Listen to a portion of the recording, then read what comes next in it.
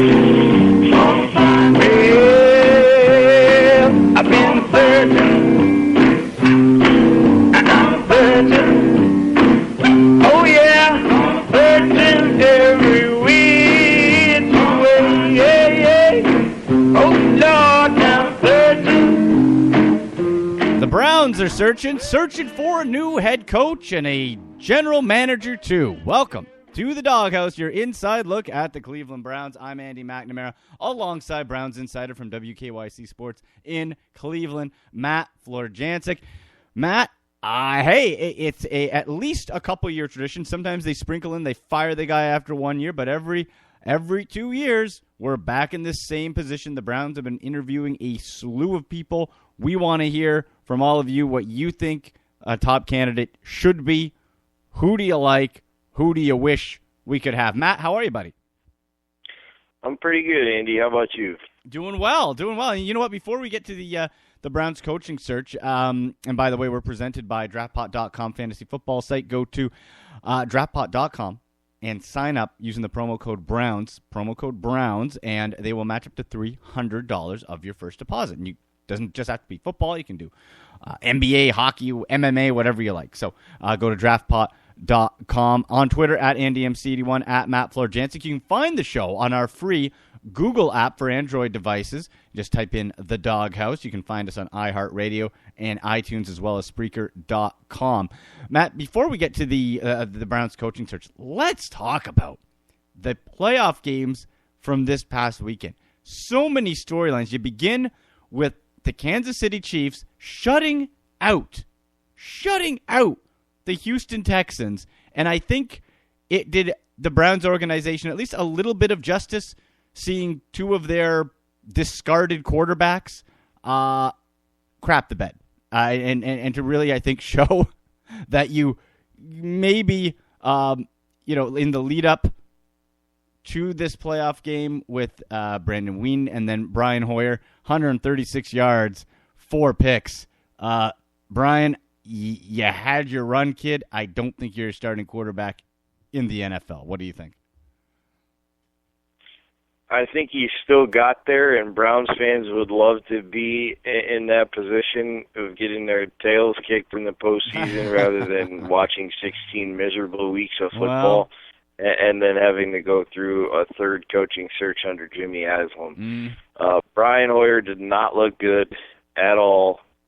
That was a very good Kansas City team that he ran into, and he was fighting an uphill battle from the rip with them giving up a touchdown on the opening kickoff.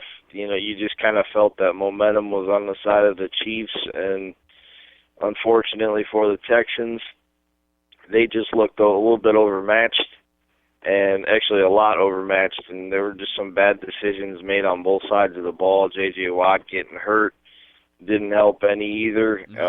This is a team that's a little wounded right now, and they need a few more playmakers around everybody. As Mike Pettin would say, it's not just a quarterback; it's the guys around him too. So Houston's still got some building to do, but at least they're building from a position of strength in the fact that they got to the postseason when everybody thought they would be one of these teams in the coaching carousel search. So, it's a good thing for them to at least be able to fight through all the challenges and make the postseason. And you know what's interesting too? You look at Alex Smith's numbers on the other side for Kansas City, and he was so Alex Smith in this game with the game manager. 190 yards, 1 touchdown, 1 interception. But the difference is, as usual, he doesn't do anything for you to lose the game. He gets you to where you need to be, but isn't going to wow you. So the Kansas City Chiefs, hottest team arguably in the NFL, move on. Bye-bye Texans. What about the Minnesota Vikings, Matt? Oh, my gosh. Minnesota Vikings missed field goal at the end in one of the uglier football games going. 10-9. The Seattle Seahawks prevail in a nasty weather Minnesota. That was just an awful game to watch from an offensive standpoint. Nobody really got anything going until late in the game. The Seahawks got the only touchdown, and Minnesota looking like they were on the precipice of winning, and all of a sudden they shank a field goal. I'm not going to hang it all on their kicker. He did make 3 other kicks in the game. It was the second time in the game that the laces didn't get spun the right way. Yeah. He kicked the laces in rather than laces out, so I'm going to place it on the operation as well. But here's the thing. When you're that close and you're the Vikings, it shouldn't have even gotten to that point. The Seahawks, for all intents and purposes, gave them a lot of opportunities to win that football game sure. with bad decisions, especially early with the botched snap on the punt that turned into a fake, which turned into Ryan getting completely destroyed when he landed on his face after almost going backside over tea kettle. They really gave Minnesota opportunities to win this ball game, and you don't punch it in the end zone, you don't have a chance to win. So Nope.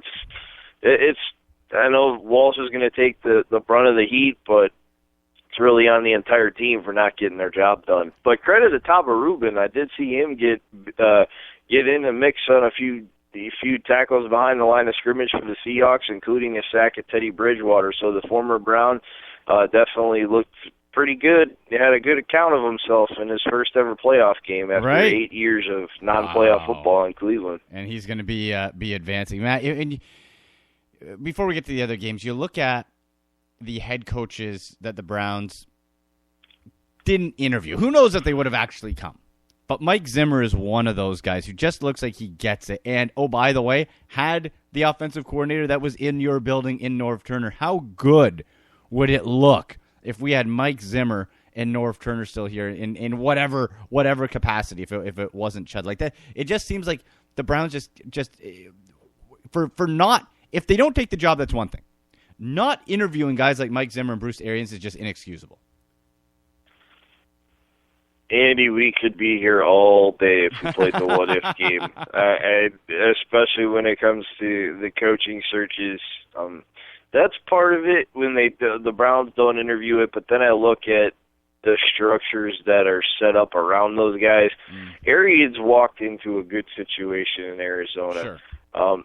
Yes, they were down after Wisenhunt had some struggles after leading them to the Super Bowl, but that was a talented roster, and Bruce Arians knows what to do with talent. Mm-hmm. Mike Zimmer, this is his first go-around, likely his only shot because he's up there in age, and the Browns wanted to, I sat in meetings with higher-level executives that said, we're not going to go after the big name because we're going to go a different route. We want the young and up-and-comer that's, going to be a little bit unconventional, but that's how we're going to try and win we think that, they'll have a period of prolonged success where, we're not trying to be, and they took a shot directly at Lovie Smith when he said, we're not trying to be 10-6 every year. We're trying to be better than that.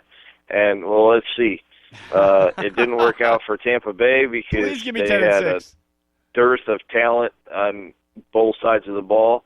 But it really hasn't worked out for the Browns either because they keep progressing.